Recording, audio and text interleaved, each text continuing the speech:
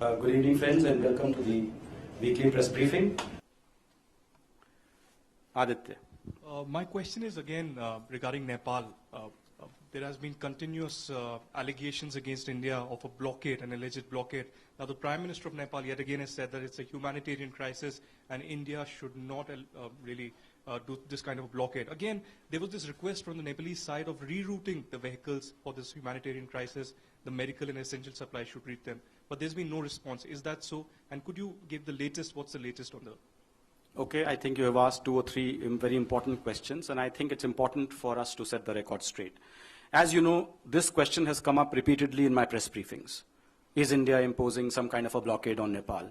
And we have clarified repeatedly that there has been no blockade by India whatsoever. In fact, I think this question should really be put to the government of Nepal and not to the government of India. There is no blockade by India, I want to repeat for the umpteenth time.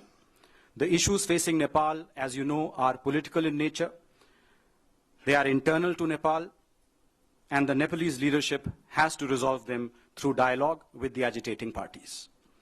All we can add is that if the political challenges facing Nepal are addressed, we can hope it would assuage the concerns that the protesters have, leading to a return to peace and normalcy in the affected areas of the Terai, including the border crossings currently occupied by Nepalese protesters, and thereby improve the supply situation in the country. Now, this question about supply shortages, including POL and medicines. The shortages, as I have already explained, are not due to any restrictions imposed by India. The major crossings of Raxaul, the major crossing, as you know, of Raxaul-Birganj, which handles 2/3 of the trade between India and Nepal, continues to remain closed from the Nepalese side. Out of the 10 border crossings capable of handling commercial cargo, 7, including the major ones of Sonauli and Panitanki, have been operational.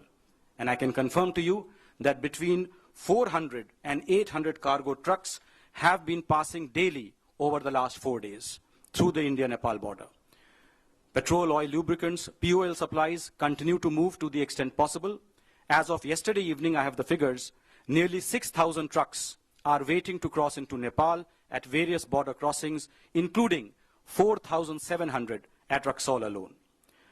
We have also seen these reports of shortages of medicines in Nepal. Like the rerouting of POL trucks earlier, we have already conveyed to the government of Nepal that we are ready to facilitate rerouting of vehicles carrying medicines. We are also willing to facilitate airlift.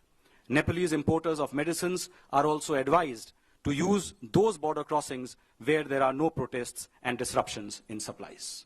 I hope that answers your question.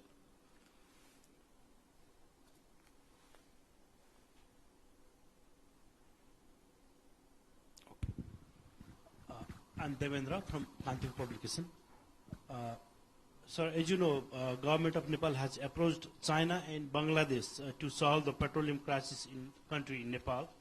Is there any approach on high level regarding the issue on discussion, or any visits there in near future from Nepal or anything? I mean, Nepal does not have to approach anyone to solve the problem. Nepal has to approach its own people. And the problem, I'm sure, will be solved in a much faster way.